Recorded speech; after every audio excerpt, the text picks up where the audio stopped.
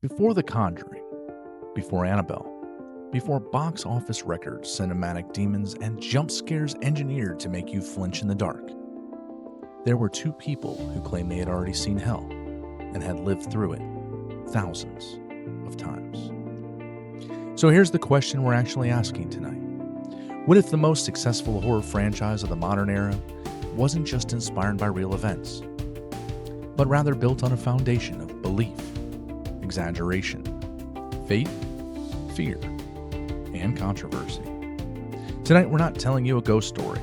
We're telling you the story behind the ghost story. Because Ed and Lorraine Warren weren't just movie characters. They were actually real people.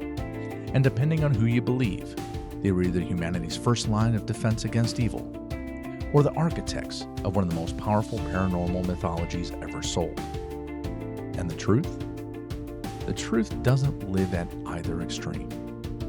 It lives somewhere more uncomfortable, kind of in the middle. So let's get after it.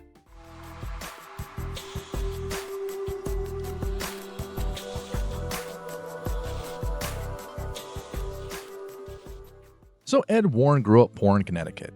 As a child, he claimed his home was haunted, objects moving, shadows lingering, a presence that refused to stay unseen.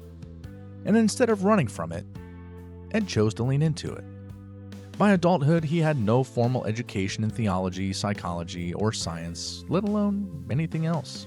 No credentials, no academic backing. What he did have was conviction. He believed that demons were real, that they were very active, and that they were very opportunistic. To Ed Warren, evil wasn't symbolic, it wasn't psychological. It was literal, and it was, well, everywhere. Lorraine Warren, on the other hand, claimed something very, very different. She said she was a born clairvoyant, a trance medium capable of seeing auras, sensing spirits, and communicating with forces beyond this physical world.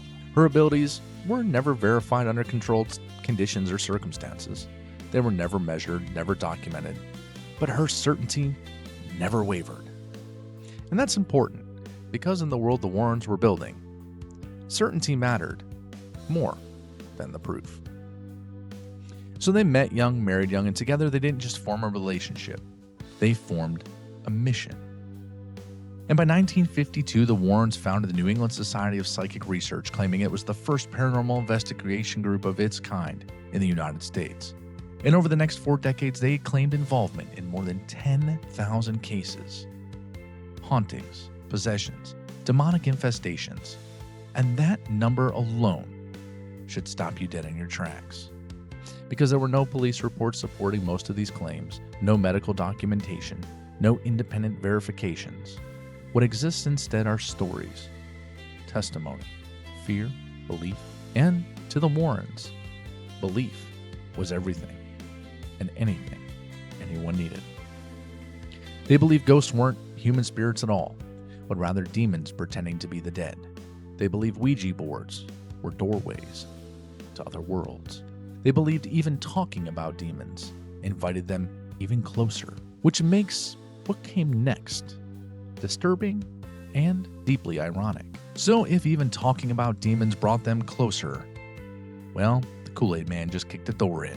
Because in 2013, director James Wan and producer Peter Safran released The Conjuring. It wasn't marketed as based on a true story. It was marketed as inspired by real events.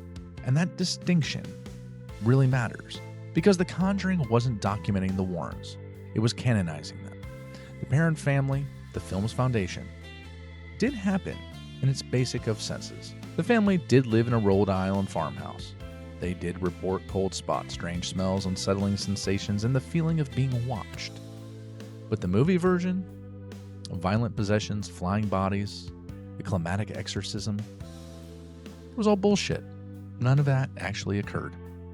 There was no sanctioned Catholic exorcism, no final battle with a demon, no supernatural victory. Even the members of the Perron family later stated that the Warrens intensified the narrative, framing the experience through a demonic lens that escalated the fear. The real case didn't end with evil defeated. It ended quietly, and the family moved on. But if that wasn't enough, along came Amityville. The murders were real. The house was real.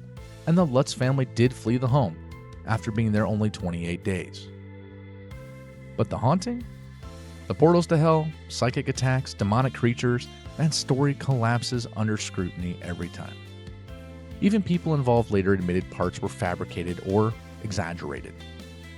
And to beat everything, the Warrens only visited the house one time. Once!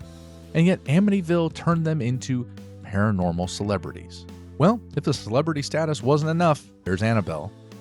The real Annabelle, the Raggedy Ann doll.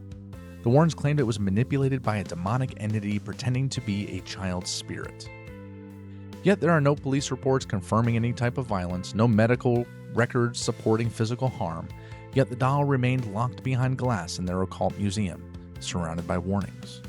Because fear doesn't need evidence, it just simply needs a suggestion.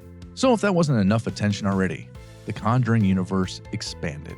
Films like Annabelle, The Nun, The Devil Made Me Do It, transforming loose claims into lore over an entire franchise worth of films, covering decades worth of movies. Patrick Wilson and Vera Farmiga weren't cast to play investigators. They were cast to play belief. The films present Ed and Lorraine as emotionally grounded, morally pure, unwavering warriors of faith. And that wasn't accidental. Because if there was doubt, it kills the mythology. The films never show the accusations, the ethical concerns, the skepticism from fellow investigators, or the fact that neither Warren held any kind of formal credentials. But the movie gives us certainty. Reality never did. So were Ed and Lorraine Warren frauds? There's no proof they knowingly fabricated everything. There is overwhelming evidence that they did exaggerate, reframed experiences through their belief system, and amplified fear in people already vulnerable to the circumstances that they were experiencing. And yet, here's where things get a little bit complicated. What if they were wrong about the details, but right about the danger? What if there were no glowing eyes, no levitation, no cinematic exorcisms? What if evil doesn't announce itself? Because real horror is subtle. Fear changes behavior, belief reshapes perception, stress manifests physically. Once someone believes their home is unsafe, once they believe something unseen is watching them, that fear becomes real, regardless of the source of where it comes from. The Warrens didn't invent that. They just understood it really well. Families they worked with reported escalating anxiety, night terrors, paranoia, mood changes, the slow erosion of their own family's safety. Those are all symptoms of trauma. That doesn't mean nothing was happening. It means something was happening inside the human mind. And the human mind is powerful enough to create hell on its own, let alone needing demons to do it for them. Or maybe it just needed two paranormal investigators to kind of help it along. Now, the Warrens believed demons exploited cracks, not cinematic possessions, but pressure, through things such as grief, isolation, faith, and fear. And in that sense, they may have been closer to the truth than either believers or skeptics want to actually admit. Because whether the source was supernatural or psychological, the damage it was causing was actually real. Marriages strained, children terrified, homes were actually abandoned. The Warrens didn't cause those fractures, but they did give them a lot of shape. And once fear has shape, it becomes much, much harder to escape. So the Conjuring Universe gives us endings. Evil identified, evil confronted, evil defeated. That real life doesn't. In real life, the house grows quiet, the fear fades slowly, and years later, people still wonder kind of what happened. Not because something proved itself real, but because it was never fully disproven. And that uncertainty, that space between belief and disbelief, that's where Ed and Lorraine Warren lived. And that's where horror exists. Ed and Lorraine Warren are gone now. No more investigations, no more interviews, no more warnings scribbled in notebooks or artifacts locked behind glass. What remains are the stories that survive skepticism, stories that outlived their creators, stories that became movies, myths, and modern-day folklore. And whether you believe in demons or not, those stories still work. Because the Warrens weren't really selling monsters. They were selling certainty.